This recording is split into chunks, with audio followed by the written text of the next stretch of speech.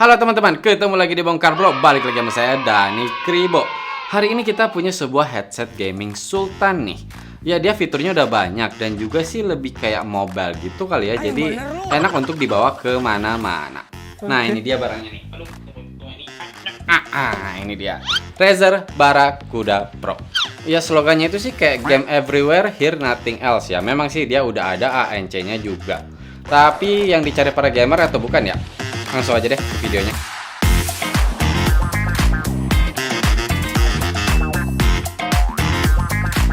Oke, untuk produk ini kita dikirimkan ya oleh Razer. Untuk harganya itu di 4.299.000 di official store-nya. Dan dengan harga segitu, ketika kalian boxnya langsung kelihatan nih, dapat hard case-nya yang berwarna hitam.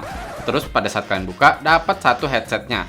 Dapat dua kabel nih, satu yang USB-A ke tipe C buat ngecharge, dan satu lagi USB-A ke female tipe C buat konverternya. Kalau untuk dongle-nya, dia menggunakan USB tipe C. Dan yang pasti nggak ketinggalan ya untuk manual, garansi, dan juga ada sepatah kata nih dari Razer-nya. Dan dapat stiker juga. Oke, ini dia barangnya, Razer Barracuda Pro. Kalau kita mulai dari build quality, udah kerasa kokoh sih langsung ya, karena dia harganya yang mahal juga. Udah kerasa kok kalau dia tuh bukan yang kaleng-kaleng, jadi ditarik-tarik kayak gini juga, mau dibengkokin gini juga, dia masih kerasa kuat. Untuk beratnya itu di 340 gram, dan kalau kalian mau mengatur ukurannya itu di sini ya, ditariknya nih. Jadi ya bisa untuk kepala yang cukup besar sih. Oh ya, dia nggak bisa dilipat, tapi dia bisa di swivel ya. Jadi kalau dia masuk ke case tuh seperti ini. Kalau untuk kedua kabelnya udah braided dan udah kerasa kokoh juga, berwarna hitam juga. Nah, di dalam case-nya ini ada kayak semacam pouch-nya juga ya. Jadi untuk kedua kabel dan juga dongle-nya bisa masuk semua. Jadi emang enak sih untuk dibawa kemana-mana. Kembali ke Razer Barracuda Pro-nya, kelihatannya langsung dia untuk PD-nya ada di bagian atas di headband-nya dan juga untuk si ear cup-nya. Dan sepertinya kalau untuk bahan sih ini sepertinya ya kulit sintetis gitu ya. Jadi dia udah kerasa lembut banget dan udah kerasa nyaman, empuk juga. Tapi kalau kita bicara desain sih memang langsung kelihatan ya, dia nggak yang terlalu gaming banget gitu. Jadi nggak ada yang RGB dan dia plug aja hitam langsung kayak gini. Di bagian atas ada tulisan Razer, di luar ear cup-nya masih ada kok logo si Razer-nya. Ya mungkin karena dia lebih yang ke mobile tadi ya, jadi untuk dibawa ke sehari-hari juga yang nggak terlalu menarik perhatian, mungkinnya lebih terlihat seperti headphone yang untuk ya musik kayak gitu. Tapi memang kalau untuk urusan desain sih baik lagi ke selera masing-masing ya. Kalau buat saya pribadi sih tetap oke kok, kelihatan tetap bahwa dia sebuah Razer. Nah, kalau kita lihat bagian luar ear cup-nya ada beberapa lubang, ini untuk mikrofonnya ya. Wajar ya dia ada sampai 4 gitu. 2 di per ear cup-nya itu karena dia menggunakan ANC-nya itu hybrid. Kita ke fittingnya. Waktu saya pengalaman pakai ini udah beberapa hari nih saya pakai, kerasa nyaman. Saya bisa bilang untuk si bagian tekanan di atas kepalanya itu nyantai, nggak yang terlalu menekan. Clampingnya juga nggak terlalu sakit ya, nggak terlalu menekan. Si Bro Alet juga nyobain, dia pakai kacamata gitu kan, dan dia bilang sih udah cukup nyaman ya, karena juga si earpadnya ini kan udah kerasa empuk banget ya. Dan enak aja gitu ketika kena kulit tuh kerasa lembut. Nah, kalau dari pengalaman saya paling lama pakai ini tuh di 7 jam dan itu masih kerasa nyaman ya. Saya nggak ada komplain sama sekali. Untuk di sekitar telinga nggak yang terlalu kerasa panas, cuman anget aja dikit. Tapi tetap ya memang untuk di earpadnya ini masih nempel ketika kalian ada keringat. Oh ya, dia bertipe over ear dan untuk ear cup-nya ini dia cukup dalam dan cukup lebar. Jadi ketika saya pakai, telinga saya itu masuk semua. Untuk passive noise cancellation tanpa kita aktifkan ANC dulu nih. Udah kerasa bagus juga kok. Jadi misalkan kayaknya sebatas kayak kipas dari komputer gitu udah kerasa ketutup. Tapi tetap ketika ada suara yang berisik, misalkan lagi ya di depan rumah ada motor dengan knalpot yang berisik itu lewat, ya masih kerasa sih. Untuk akses kontrolnya udah cukup mudah ya, jadi dia ada di ear cup sebelah kiri dan sebelah kanan itu cenderung agak bagian belakang dan bawah. Dan dari pengalaman saya selalu responsif sih, selalu dia bagus. Dan juga ketika saya lagi pakai nih, misalkan nggak sengaja kesenggol, itu biasanya ke si volume wheel-nya sih untuk mengganti volumenya ini dia kegeser gitu. Nah, selain itu di ear cup kiri ada tombol untuk power on off-nya dan juga ini berfungsi sebagai playback control. Jadi misalkan kalian mau play pause, next track, atau previous track. Dan setahu saya bisa juga untuk menerima, mengakhiri, atau menolak panggilan. Kalau untuk playback controlnya saya tes untuk di HP dan di komputer bisa dua-duanya kok. Oh ya, di sini ada tombol untuk mute dan unmute mikrofon juga. Jadi ini tuh tombolnya dia bisa keluar gitu dan ada link warna hijau gitu. Kalau warna hijaunya ini kelihatan berarti dia unmute untuk mikrofonnya. Awalnya sih saya agak bingung ini keluar atau masuk, tapi lama-lama jadi bisa kok. Jadi ketika diraba gitu, oh ini lagi keluar, dan kalau ketika saya masukin jadi kerasa dia lebih dalam. Ya sayangnya sih dia tidak ada voice prompt ya yang bisa memberi tanda gitu ketika dia mute atau unmute untuk mikrofonnya. Yang terakhir untuk di ear cup sebelah kiri ada lampu indikator dan juga port tipe C-nya untuk ngecharge. Dan kalau kita ke ear cup sebelah kanan hanya ada satu tombol, ini tuh untuk mengganti modenya. Jadi kalian mau mengaktifkan ANC atau mematikan atau mengaktifkan ambient mode-nya. Nah, kalau yang ini ketika ditekan itu kan ada voice prompt ya. Jadi ANC on, ANC off atau ambient on. Jadi kita bisa tahu kok. Terus untuk tombolnya ini juga bisa ditekan 2 kali, itu untuk mengganti koneksi dari penggunaan Hyperspeed yang pakai dongle-nya menggunakan Bluetooth-nya. Jadi memang untuk Razer Barracuda Pro ini selain ke PC atau ke komputer kalian, dia kan bisa untuk PlayStation, bisa untuk Nintendo Switch, mau ke Android juga bisa, dan ke iOS. Jadi seperti saya bilang tadi, kalian bisa pakai untuk dongle-nya yang menggunakan koneksi 2,4 GHz Hyperspeed-nya, atau kalian mau bisa pakai untuk Bluetooth 5.2-nya dengan kodek SBC dan AAC. Dan itu yang memberi pilihan aja ya. Jadi kalau misalkan ke HP aja kalian mau pakai Bluetooth-nya bisa, atau mau pakai si dongle-nya dengan yang menggunakan tipe C langsung juga bisa. Ya memang kalau untuk ke komputer kalian misalkan nggak ada yang port tipe C-nya, kalian bisa pakai si kabel konverternya tadi. Dan juga untuk si dongle-nya ini dia agak miring gitu ya. Jadi kadang-kadang ada untuk yang di sebelah port tipe C-nya ada tombol atau ada lampu indikator, ya otomatis akan kehalang gitu. Oh ya, untuk lampu indikator di headsetnya ini dia akan berwarna hijau ketika menggunakan Hyperspeed, dan dia akan berwarna biru ketika menggunakan Bluetooth. Kalau untuk jarak, saya tes dua-duanya cukup bagus kok, dalam arti Bluetooth 5.2-nya bekerja. Jadi saya tutup pintu nih, saya tinggalin komputer atau HP di dalam kamar, saya masih bisa jalan sampai kira-kira 10 langkah gitu, baru dia mulai putus-putus untuk koneksinya. Tapi itu belum sampai disconnect beneran ya. Dan itu masih dalam keadaan yang ada halangan ya. Kalau misalkan keadaan terbuka sih udah bisa sampai di sekitar 10 meter. Nah pertanyaannya, tapi bisa nggak dia multi connection? Bisa. Jadi waktu saya cobain itu ke komputer itu saya pakai dongle-nya untuk Hyperspeed-nya, terus ke HP saya pakai Bluetooth. Dan memang kok terdeteksi bahwa dia terkoneksi secara bersamaan. Cuman tetap ya tidak berarti bahwa dia bisa langsung di play medianya secara bersamaan untuk kedua device ini. Jadi ini tuh lebih kayak misalkan kalian lagi main game terus tiba-tiba ada yang nelpon gitu, kalian tinggal tekan 2 kali untuk di tombol di ear cup kanan ini, dia akan langsung menggunakan koneksi Bluetooth dan langsung untuk pindah ke HP-nya. Jadi kalian bisa langsung terima untuk teleponnya. Ya fitur ini lumayan sih, udah membantu banget ya ketika saya lagi bermain game misalkan, terus tiba-tiba saya lihat di HP ada telepon, saya langsung tinggal tekan 2 kali langsung keganti koneksinya secara otomatis. Itu membantu banget gitu, nggak yang harus koneksi atau pair ulang lagi dengan HP saya. Nah untuk koneksinya sendiri saya cobain di komputer, di HP, mau yang 2,4 GHz untuk Hyperspeed-nya dan juga Bluetooth-nya, mau itu secara bersamaan juga seperti yang multi connection tadi, saya nggak pernah nemu masalah, jadi nggak pernah batuk-batuk, lancar terus untuk koneksinya.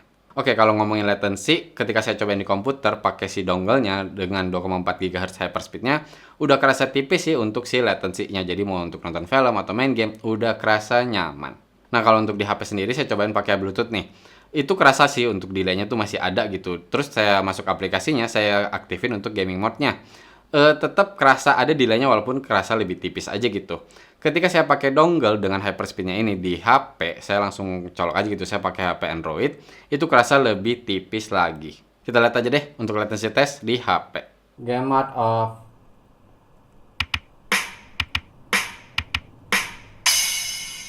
Game mode on.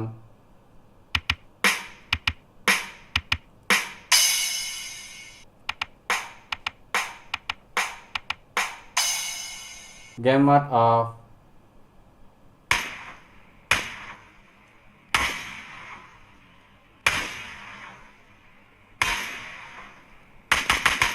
Game mode on.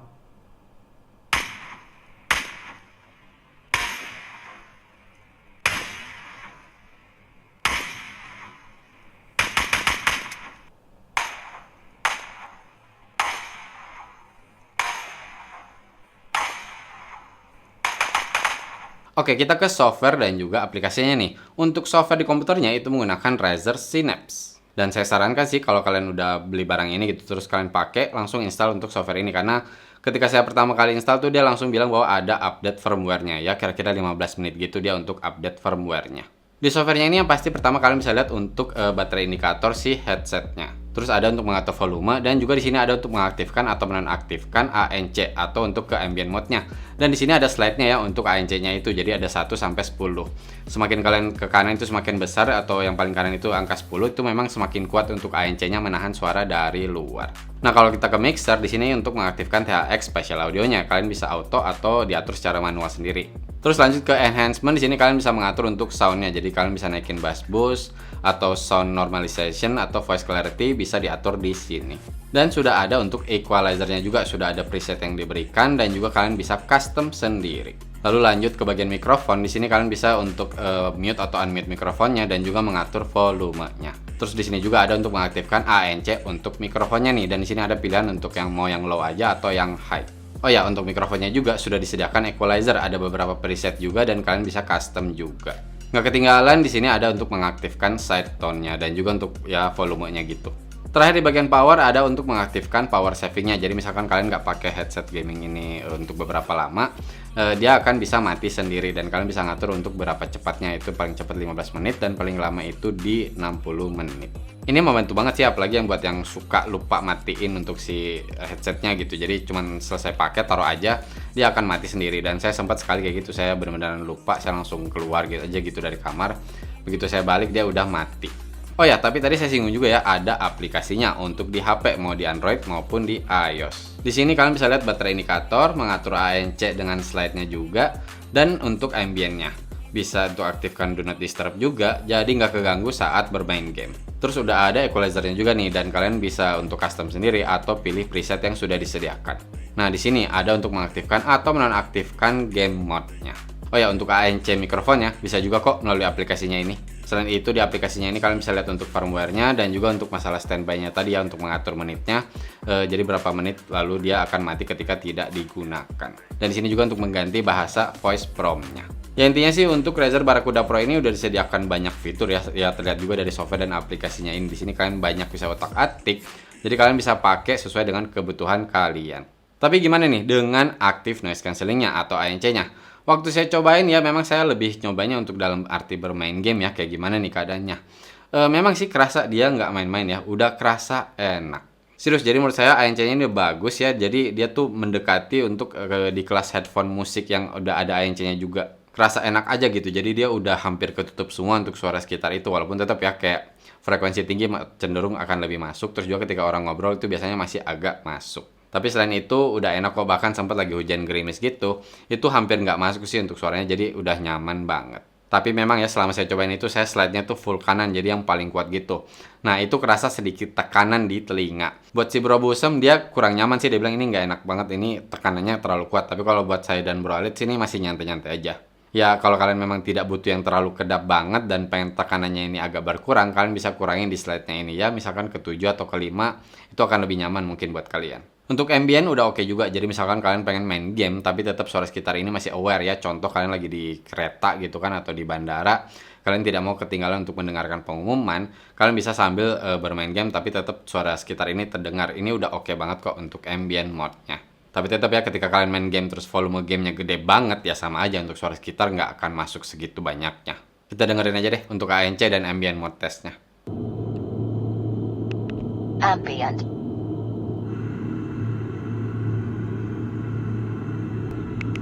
ANC on. AFC off.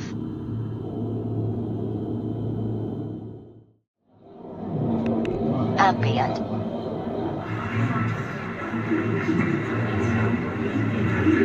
ANC on.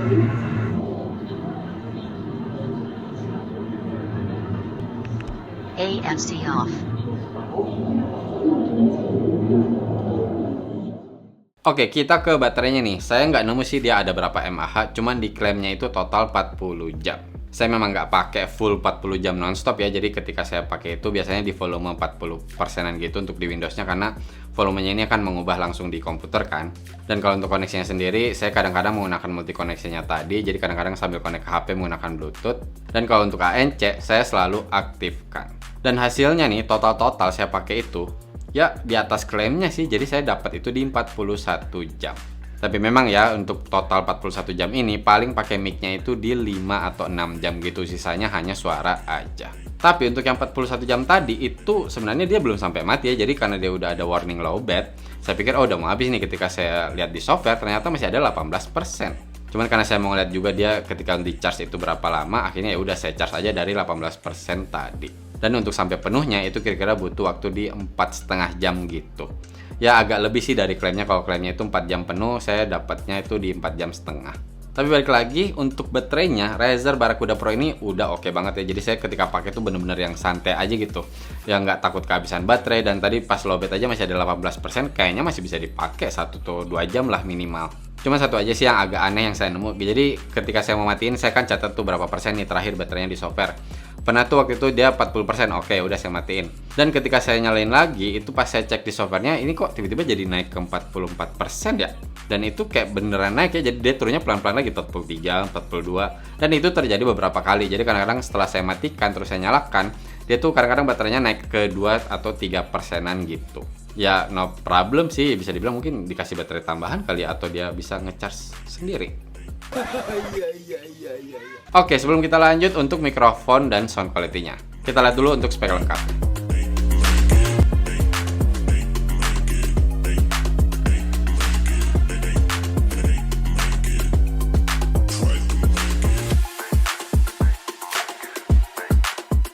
Nah, untuk mikrofonnya, kalian langsung mendengarkan sendiri hasilnya nih. Saya udah rekam ke laptop, saya pakai software Audacity. Untuk Razer Barracuda Pro ini, dia menggunakan Dual Integrated MEMS Beamforming Noise Cancelling Microphone. Dan hasilnya seperti ini ya, cek-cek 123, 123. Ini adalah hasil suara dari mikrofon Razer Barracuda Pro. Nah, ini kita di studio, ada AC1 yang nyala, dan ada kipas dari lampu juga. Saya coba kalau ketika saya diam, apakah suara noise ini bakal masuk atau enggak.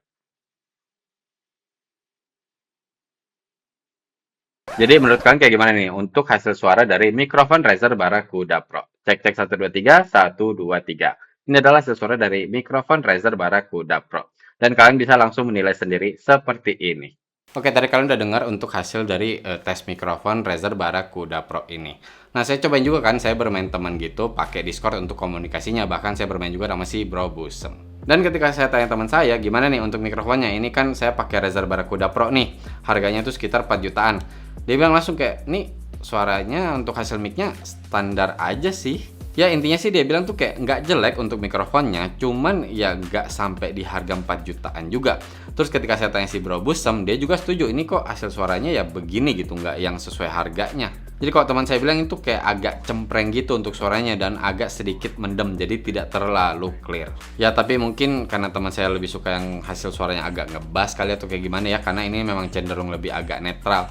Tapi tetap ketika saya nyobain juga dan seperti yang kalian dengar tadi untuk hasil tesnya, ada setuju juga sih bahwa memang dia tidak terlalu clear juga gitu dan tidak yang sampai kerasa bagus aja gitu untuk suaranya, jadi kurang natural aja rasanya, apalagi kalau kita lihat dari harganya.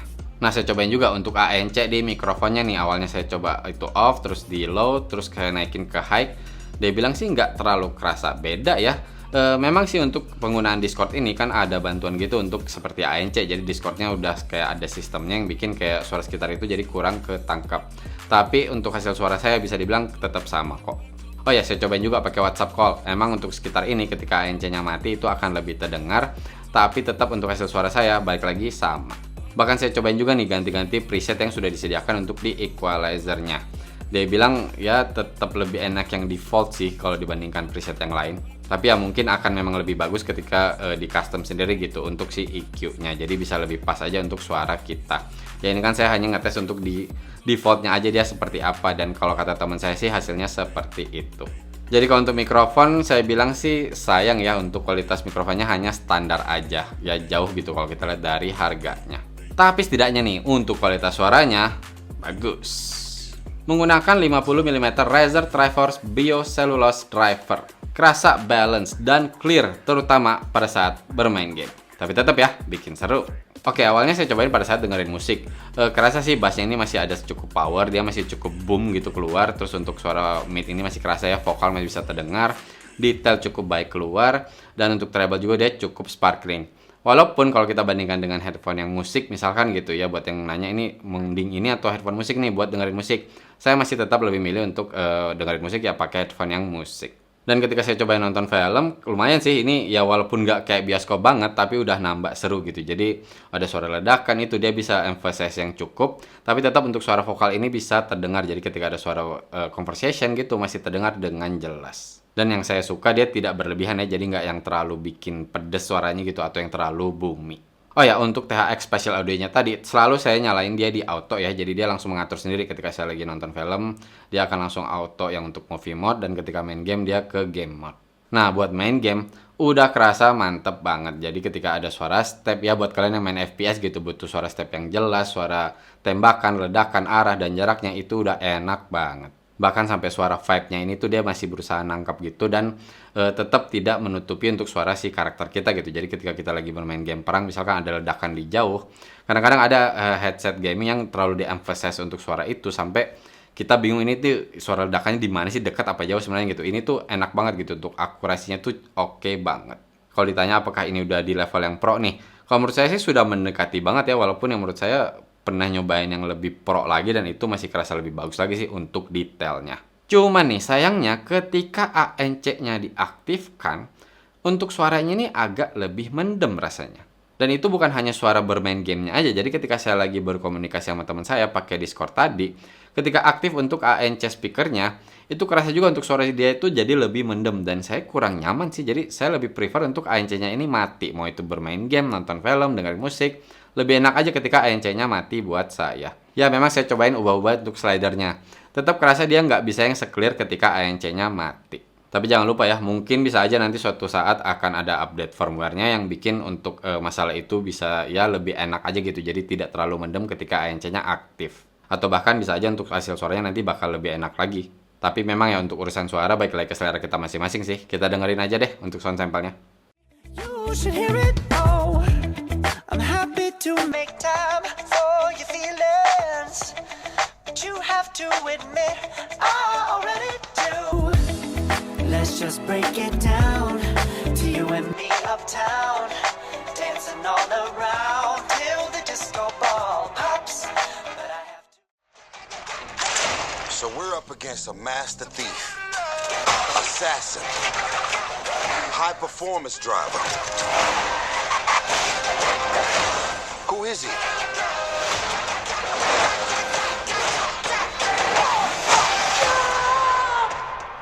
Jacob is Dom's brother. I'm sending life support capsules your way.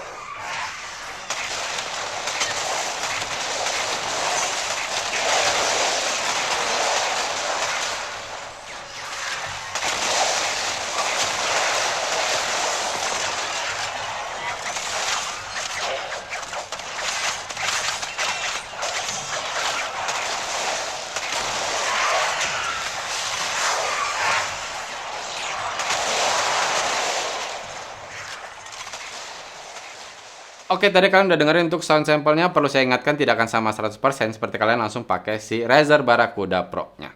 Nah, kesimpulannya untuk Razer Barracuda Pro ini buat kalian yang memang seneng main game ini lebih ke mobile aja gitu, seneng untuk bermain game misalkan kayak tadi di bandara atau lagi di kereta bakal lama nih. Jadi kalian misalkan bawa laptop atau sekedar iPad atau kalian main di HP gitu, ini udah bisa semua dan memang kalian dimanjakan banget dengan fitur-fiturnya. Dan fitur-fiturnya sendiri bukan yang bisa dibilang ya gimmick aja gitu, ini udah oke banget, berfungsi dengan mantap.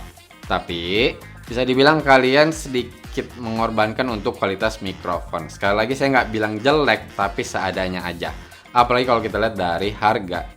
Jadi buat kalian yang lebih penting untuk hasil kualitas suara dari mikrofonnya, dan kalian ya nggak pedulilah ada atau tidaknya ANC, nggak perlu multi connection, nggak yang harus portable, saya sih kurang rekomen ya untuk kesini. Ya ini sih memang lebih dikhususkan untuk orang yang senang untuk banyak bergerak kali ya. Dan dari case-nya sendiri juga udah bagus dikasihnya, jadi bisa untuk dibawa kemana-mana dengan teknologi yang sudah oke. Ya intinya sesuaikan aja lagi dengan kebutuhan kalian. Oke teman-teman, cukup sekian video kali ini. Buat kalian yang masih ada pertanyaan silahkan di kolom komentar. Mudah-mudahan masih bisa kita jawab satu persatu. Mohon maaf kalau saya ada salah-salah kata atau ada kekurangan. Terima kasih banyak sudah nonton. Bye!